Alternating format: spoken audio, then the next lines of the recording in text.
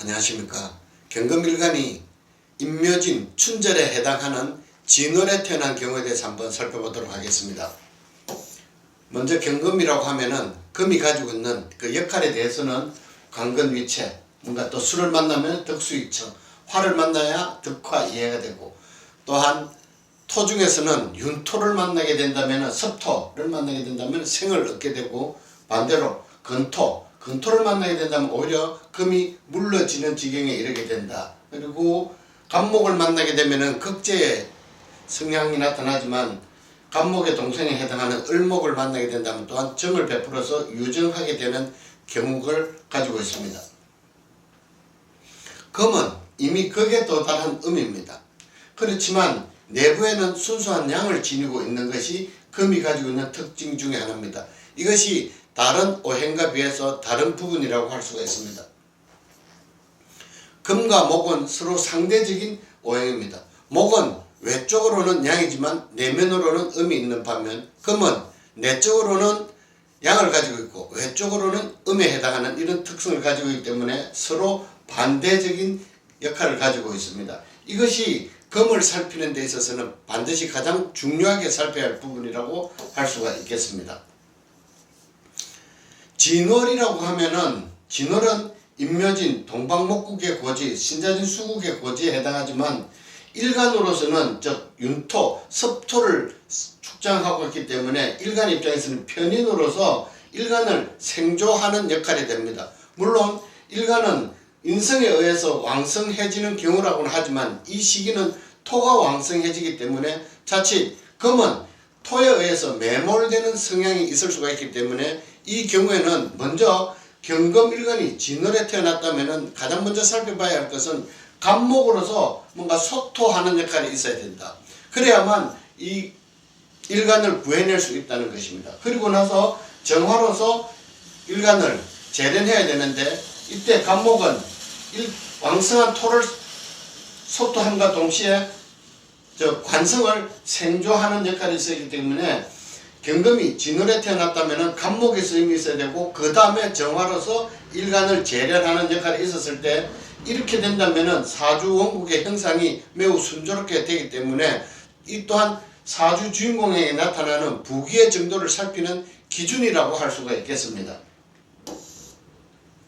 그러니 경금일간이라고 하면은 먼저 화를 쓸 것이냐 아니면은 용신을 수를 쓸 것이냐에 따라서 부귀의 정도를 다르게 살펴야 합니다. 그렇다고 해서 이 부귀라 해서 꼭 좋고 나쁨의 의미보다는 경금일간이 화를 이용할 수 있느냐 아니면 화를 이용하지 않는 경우라면 수를 이용하는 경우가 일반적입니다. 물론 다른 오행을 이용할 수도 있습니다. 특히 토와 금은 이용하는 경우가 좀 극히 드문 경우가 됩니다. 이미 일간은 덕령을 한 상태이기 때문에 신왕한 조건을 갖춘 상태인데 굳이 다시 토로서 생을 한다는 의미는 일간을 생조하는 의미도 있겠으나 반대로 오히려 경금일간을 매몰시키는 경우가 되기 때문에 무토를 이용하는 경우는 극히 드뭅니다. 그리고 이미 어느 정도 신왕한 여건을 갖추고 있기 때문에 굳이 다시 비견, 경신금으로서 일간을 보좌하는 것은 흔하지 않은 경우입니다.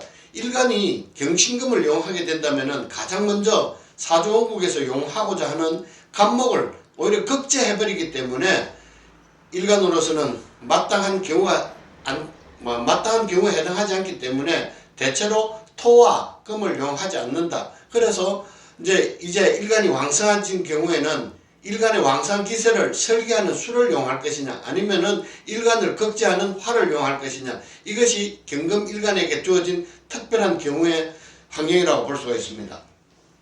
한번 살펴보겠습니다. 경금일간이 진월에 태어났는데 무토가 이렇게 투출해버린 모습입니다.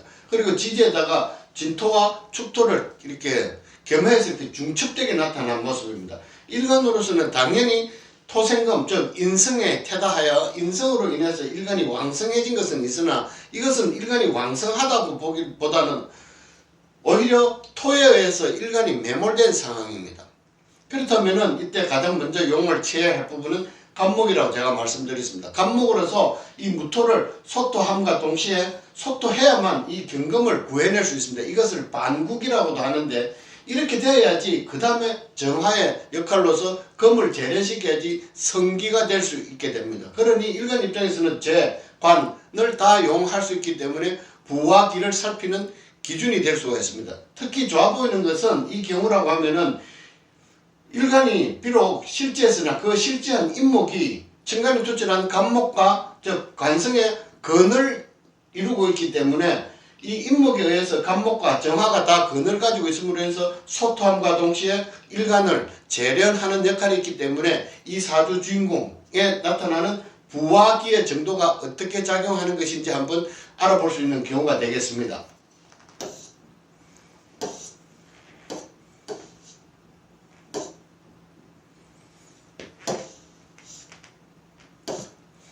다음 명조는 경금일간이 마찬가지 앞의 명조와 약간 비슷한 경우가 되겠습니다. 마찬가지로 지지에 진토를 깔아두고 있는 상태에서 천간에 무토가 투출한 모습입니다. 가장 먼저 살게 할 것은 간목의 쓰임이 있어야 된다고 제가 말씀드렸는데 간목과 정화가 다 천간에 투출해 있습니다. 간목으로서는 왕성한 토를 극제하고 정화로서는 일간을 재련하는 역할이 있는데 앞의 명조와 아주 유사하지만 조금 차이를 둘 수 있는 것은 배합의 차이입니다. 앞의 명조에서는 간목이 무토를 극제하는 모습, 그 다음에 정화가 경금을 재련하는 모습이지만은 이 경우에는 간목과 정화가 다 투출해 있으나 배합에 있어서는 조금 차이를 두고 있습니다. 그러니 이것이 뭐 나쁘고 좋다는 의미보다는 배합의 묘에 있어서는 앞의 명조와는 조금 차이를 두고 있습니다. 그렇지만 간목과 정화를 동시에 다 용할 수 있는 부분을 가지고 있기 때문에 충분히 일간을 재련하고 토를 극제하는 역할이 있기 때문에 이 또한 사주 주인공이 부와 기를 누려가는 데 있어서는 크게 부족하지 않은 경우라고 할 수가 있겠습니다. 다음은 경금일간이 진돌에 태어난 모습입니다. 지지에 술토까지 두고 있고 또 특히나 지지에는 일간으로서는 왕지까지 두고 있습니다. 인성과 왕지를 두고 있는 이상 일간으로서는 왕성해져 있는 상황입니다. 일간이 왕성해짐에 따라서 당연히 살펴야 하는 것은 천간에 투출한 정화, 병화 중에서 뭔가 관살이 이렇게 혼잡한 모습이지만 이것으로서 일간을 재련하는 역할이 있어야 되는데 천간에 투출한 관살은 지지에다 건을 두지 못하고 있습니다. 물론 술토에다가 이 화는 도지로서 건을 두고 있지만 이렇게 충이 되어버림으로 인해서 오히려 건을 잃어버린 경우가 마찬가지입니다. 게다가 천간에 투출한 개수, 지지에 깔고 있는 해수에 의해서 관살은 투출해 있으나 오히려 극제를 받고 있기 때문에 일간을 재련할 역할이 좀 부족한 경우입니다.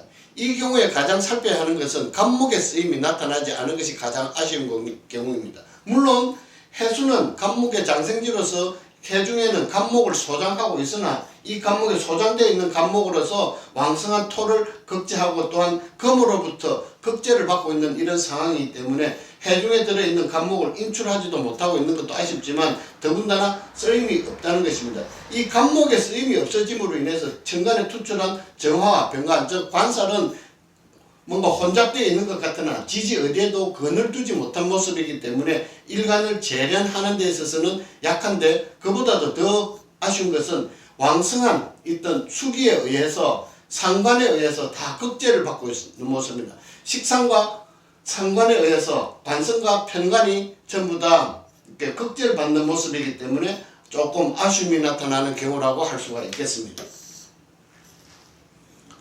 다음은 비슷한 형조입니다. 경금일간이 진월에 태어나서 무토가 투출했기 때문에 당연히 가장 먼저 사용하고 싶은 것은 간목으로서 소토할 수 있는 역할을 갖췄다고 봅니다. 갖췄다고 보는데 보시다시피 조금 아쉬운 것은 병화나 정화가 투출하지 못한 것입니다. 특히 정화의 쓰임이 나타나지 않았는데 비록 일지에는 병화가 소장되어 있으나 그것이 천간으로 투출하지 못하게 된다면 오히려 왕성한 토금에 의해서 이 화마저도 목마저도 좀 극제를 받는 모습이 나타나기 때문에 병화의 쓰임이 천간에 나타나지 않음으로 인해서 비록 어떤 재성의 역할을 누리고 있으나 관성의 역할을 누리는 데 있어서는 조금 부족한 경우라고 볼 수가 있겠습니다. 그렇지만 어느 하나를 누릴 수만 있다면 그것으로서 다른 부분도 같이 채워갈 수 있는 경우라고 할 수가 있겠습니다. 다음은 경금일간이 진월에 태어나서 지지에는 록지를 두고 있습니다. 일간으로서는 진토와 신금에 의해서 신강한 상태입니다. 하지만 살펴보면은 지지에서는 신자진 수국을 이루고 있는 가운데 임수가 투철했습니다. 일간도 왕성하지만 수기 또한 왕성한 경우입니다. 식신이 굉장히 왕성해진 경우입니다. 이 경우라고 하면은 화를 용할 수가 없는데 차라리 화가 없다면 사주의 명조상으로 굉장히 순수한 경우가 되겠으나 오히려 이 편관, 즉 병화가 나타남으로 인해서 오히려 파격이 되는 경우라고 보겠습니다. 이 파격이 됨으로 인해서 식신에 의해서 오히려 편관은 제사를 당하는 형상이다. 그러니 이 간목의 쓰임과 결국에는 간목의 쓰임이 없음으로 인해서 병화마저 같이 쓸 수 없게 되는 경우입니다. 그러니 일간으로서는 임수에 의해서 누리는 수기 유통을 하는 데 있어서는 부족함은 없겠으나 그것이 오히려 관성을 걱지하는 모습으로 나타나기 때문에 관성을 누리는 것 또한 식상에 의해서 관성을 누리는 경우라고 볼 수가 있겠습니다. 이 또한 목의 역할이 나타나지 않았기 때문에 식상이 직접적으로 재성을 걱제해버리는 이런 경우라고 볼 수가 관성을 걱제하는 경우라고 볼 수가 있겠습니다. 이 경우도 앞에 사주명조와 비슷한 경우라고 볼 수가 있습니다.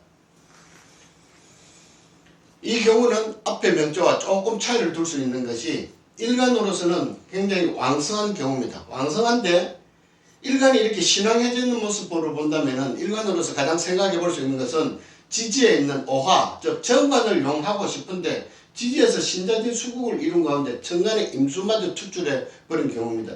이렇게 된다면 이 명조에서는 오히려 앞에 명조와는 다르게 이 수기, 즉 식상이 병이 되는 경우입니다. 당연히 용신을 오화를 사용해야 되는데 식상이 투출해 버림으로 인해서 오히려 이 관성이 손상을 입는 경우가 되기 때문에 앞에 명조와는 다른 경우라고 볼 수가 있겠습니다. 제가 앞에 말씀드렸을 때 경금일간이 진월에 태어나고 특히 경금일간은 술을 용할 것이냐 병화를 용할 것이냐에 있어서 굉장히 선택이 어려운 경우가 많은데 특히나 진월의 경금이라고 하면은 간목을 용해서 토를 소토하고 정화로서 일간을 극제하고 재련하는 데 있어야 그 역할이 뚜렷하다고 했는데 이 명조 같은 경우에는 수가 나타나 있으나 오히려 수가 병이 되는 것이고 앞의 명조에서는 화가 나타나 있으나 화가 오히려 병이 되는 경우라고 볼 수 있기 때문에 수와 화를 비록 일간이 신강하다고 하더라도 식상과 관성을 동시에 용하는 경우는 없기 때문에 이 경우에 그리고 앞의 경우에서는 용신을 취하는 데 있어서 신중할 필요가 있는 사주명조가 되겠습니다. 지금까지 대략 몇 개의 사주명조를 살피면서 경금일간이 진월에 태어나는 경우 어떤 영향을 가지고 있는지 용신을 어떻게 취하느냐에 따라서 사주 주인공에 나타나는 부귀의 정도를 간략하게 한번 살펴보았습니다. 감사합니다.